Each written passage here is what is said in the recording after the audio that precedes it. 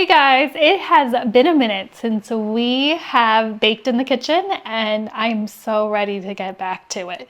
So let's make some maple oat bread. We have been buying bread over the summer. Not cool. But I haven't had time to bake. I've been processing a lot of food, gardening, finishing projects, and being spontaneous and having some fun. It is time to get back to work and we are missing our homemade bread so badly. So let's get to it. All right, so we need 3/4 a cup of hot water. And we're gonna put that in our bowl. And I have a correction, it is 3/4 a cup of hot water and 2 tablespoons of hot water. And then we need a 1/2 cup of oats. Just gonna dump it right in and let it soak. We need a 1/4 cup of maple syrup.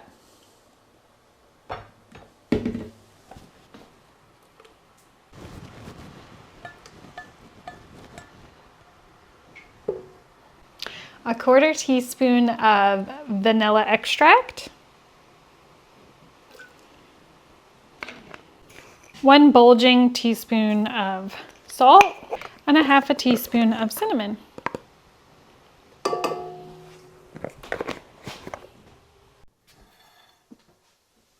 Okay, we're gonna stir this together and we're gonna add some melted butter and then let it cool. Okay, so we have 4 tablespoons of melted butter. We're gonna get that in there.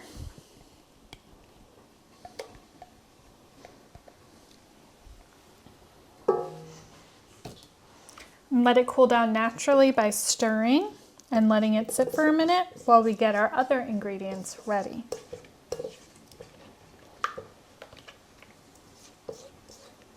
It already smells so good.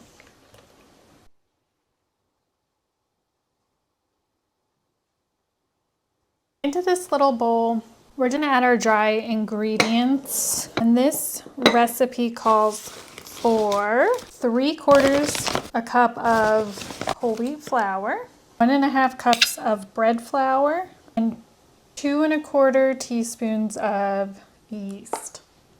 We're just gonna mix this up together really good. If you're like me, I keep my yeast in the freezer and I've never had a problem with it going bad or not working. It keeps it fresh in the freezer and you don't have to do anything. I just put it in a jar, keep it in my freezer, that's it. From the second that I buy it, it's in the freezer and it can go way beyond its expiration date. We have our mixture that's been cooling down and we have our dry ingredients. We are going to add our dry ingredients to the wet ingredients, get it mixed up, and knead it for up to 7 minutes. Now, if you want, I will link the original recipe in the description, but this is my version of it. It is not the same. I have tweaked it a bit to our liking. So if you want a PDF of my version, just let me know and get it in the descriptions below or at your comment. We want our kneading attachment.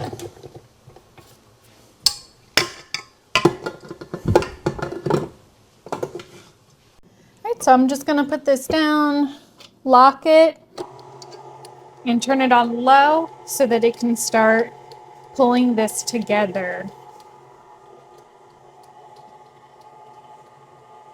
The days are getting crispier and cooler. The mornings and nights are breezy cool and the afternoons are warm. So you put on your sweatshirt, you put on your sweater in the morning, and by afternoon you're pulling that off. It's such a nice change from those super, super, super hot 90, 100-degree days. Ready for a different rhythm. I love having the 4 seasons. It's just the best. So I have my sourdough starter beginning.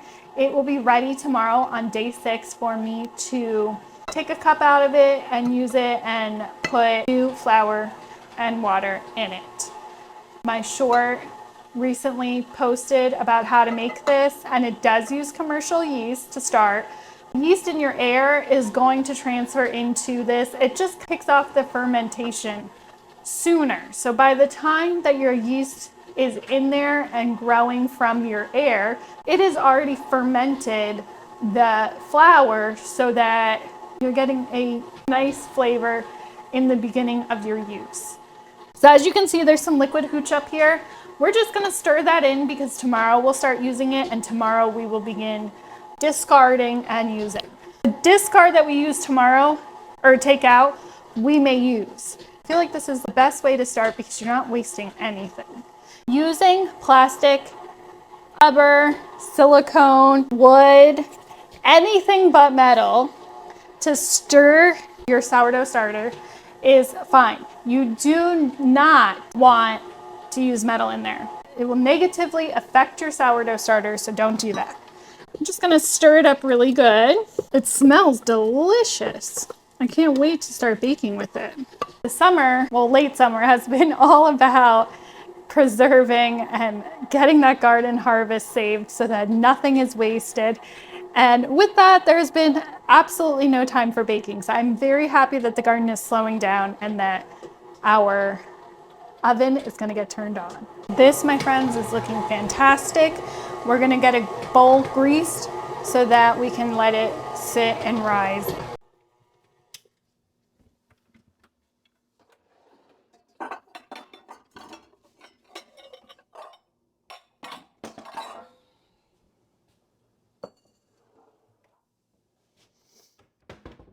I actually really need to restock my kitchen pantry. I do not have coconut oil up here anymore, so I am going to have to use my olive oil to grease my bowl.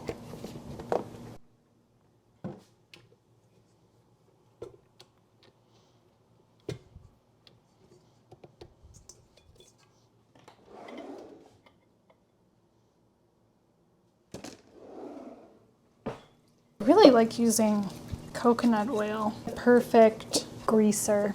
Since I am out of it in my kitchen, I need to go to my downstairs supply and restock that. Now we will just go with what we have. I do not need to hand knead this. This is looking amazing. I'm just gonna shape it into a bowl. It's beautiful and it smells so delicious. I can't wait to eat this. We have been dying for our homemade bread. I am gonna cover with saran wrap. Now, we do not have our air conditioning on anymore, so we're just gonna let this sit on the counter. But if you had your air conditioner on and your kitchen is cool, then you would wanna put it in a warm place. It will be fine just sitting right on my counter to rise.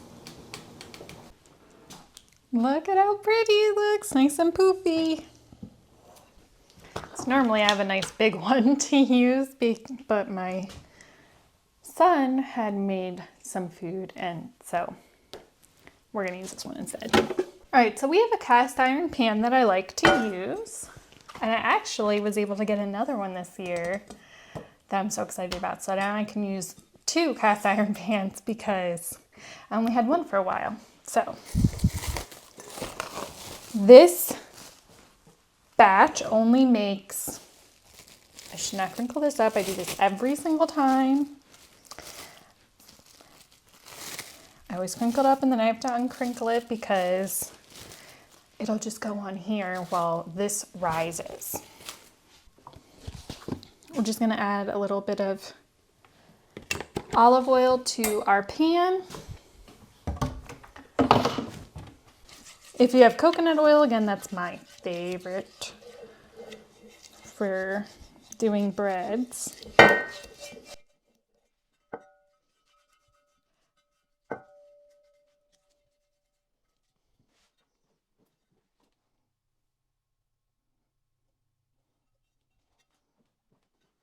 Now we're on a baking kick because the weather has been changing, the garden has been slowing down, and we're ready. So my son made apple scones. So good. Now I'm making my bread, maple oat bread. What is your favorite thing to bake in the fall season, let me know. Thanksgiving will be not far away, and we will want to have lots of goodies.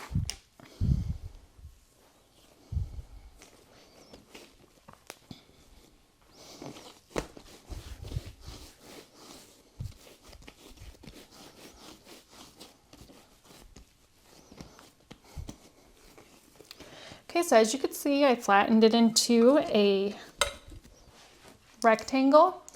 I rolled it up long ways and then tucked the ends in, just kind of shimmied it a little to get it together, and I'm just kind of filling it out in here like so.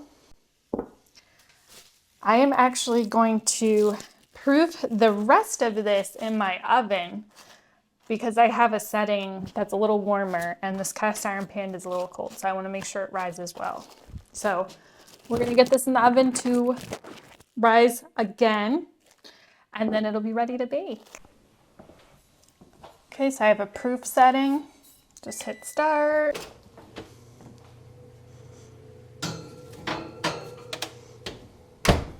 And we'll just let that hang out until it hits the top of the pan or rises to the top of the pan. Guys, look at that. I took the plastic wrap off. It is beautiful. We are going to get this oven baking. We are going to turn the oven on to 350. And that is going to cook for an hour-ish. We have this foil that we'll put on it after, I don't know, maybe like 10 minutes.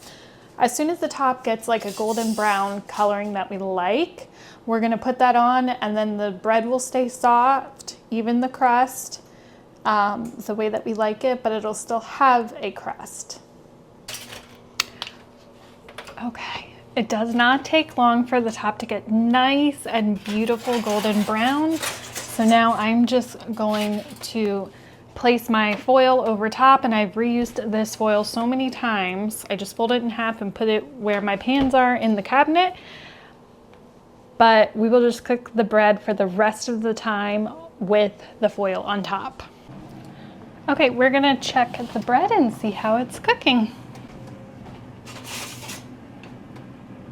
We want our bread to read 190 so that we know it is fully cooked. And it is. We're at 195. So we are done. We're gonna cancel that. Get this out.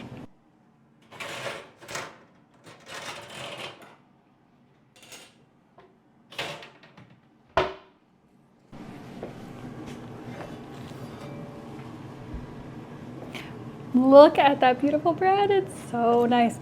It smells so good. See the crust? Very nice. Okay, so we're gonna let this cool down a bit before we start slicing into it. And I went into my garden and picked a ton of basil. So I'm gonna get this washed and chopped. We're gonna make pesto tortellini for dinner. It's still pretty warm, but we are gonna cut into this because there is no more resisting. Look at how beautiful that is. It's so delicious. I can't wait to eat it. And neither can my family. See? Nice and soft with a little bit of a crunch to the crust. See? You can bend it, move it. It's yummy.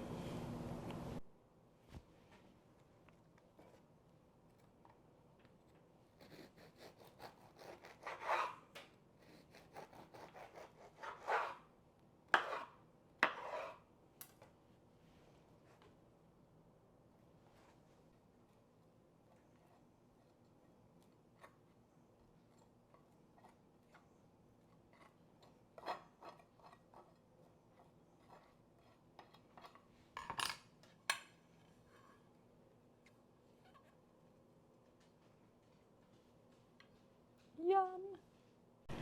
Thanks for hanging out with me today, guys. I hope you have a great weekend, and I hope you all are able to get in that kitchen and start baking again soon too. Bye.